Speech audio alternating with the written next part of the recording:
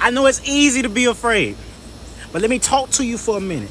You have the end result that you want, but that destination that you're trying to get to is connected to you drawing near to God.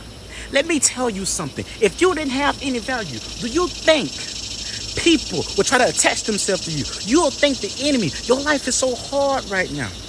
You're a person you better than not, whether it be finances, people at your job picking at you, strangers, they come and give you that face that makes you feel less of yourself. Let me tell you something.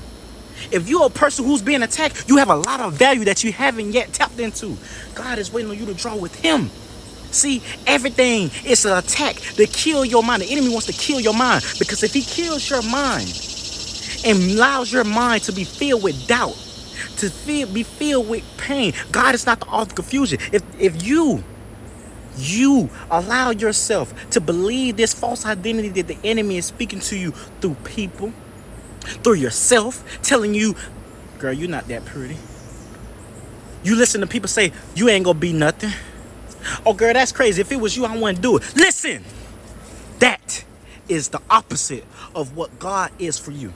Because when God comes in your life, he encourages you. When God comes in your life, he uplifts you. When God comes in your life, he doesn't point your flaws out. He just don't point your flaws out. He corrects them. He takes you under his wing. You become his baby. Listen, after you see this video today, you better not let nothing or anyone get in the way of you connecting with God. You hear me? Because you're powerful in God's presence. You're more than enough in God's presence. God is allowing you.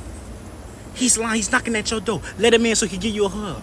Because when God's hands are around you, no enemy, no family, no friends, whoever it is in your life that's giving you hell, your co-workers, your boss who's secretly in competition with you, listen, when God's hands is around you, nothing or no one can take you away from him.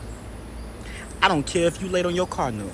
I don't care if you just quit your job and now everything falling apart. I don't care what it is that you're going through right now.